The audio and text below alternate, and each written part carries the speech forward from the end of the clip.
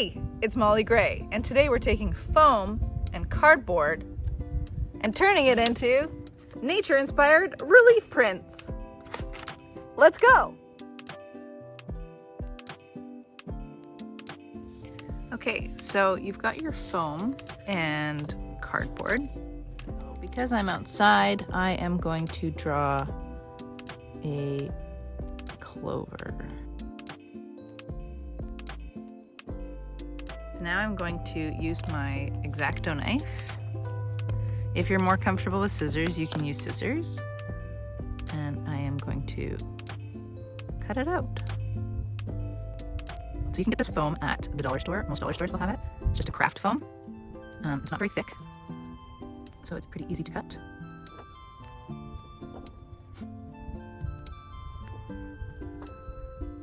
Okay, once we have that cut out,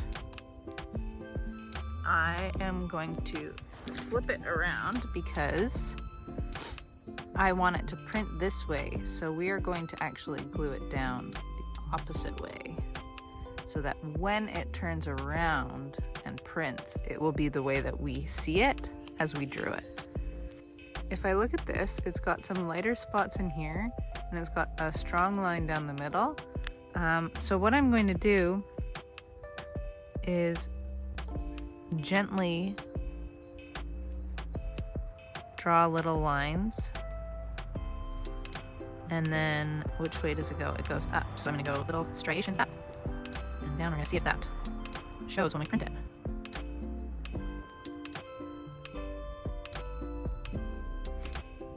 So I'm not trying to push all the way through. I'm not trying to cut through it. And then always remember to put your lid back on your X-Acto knife so you don't accidentally cut yourself. We are getting our glue stick. Bâton de colle. Turning it over and gluing it. Then I'm going to cut off the excess because I don't need it. There we go.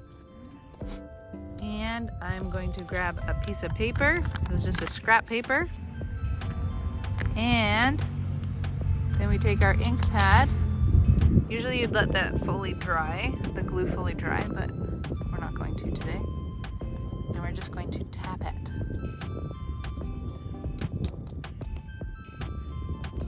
Like that, until it's all saturated. That might have been too much ink, but that's okay. We're going to test our print. Gently push down. Ta-da! That's pretty cool. So we have made a clover. Now I thought we would use the inspiration of being outside to make a dandelion leaf, and whatever this leaf is, it's all over my yard. I don't know what it actually is, but we are going to do our best to imitate them.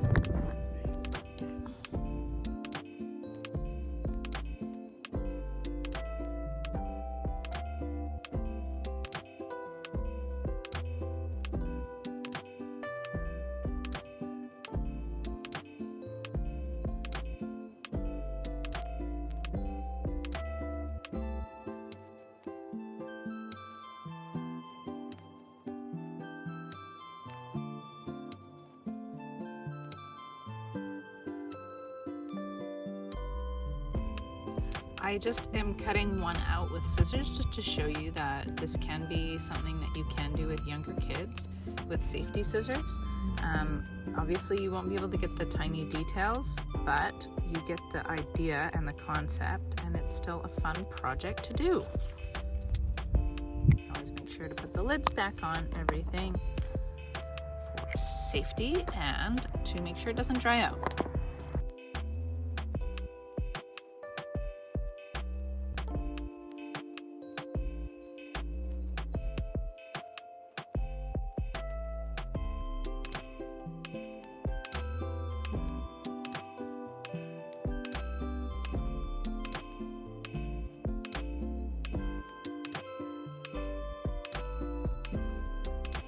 So that is printing with foam and cardboard.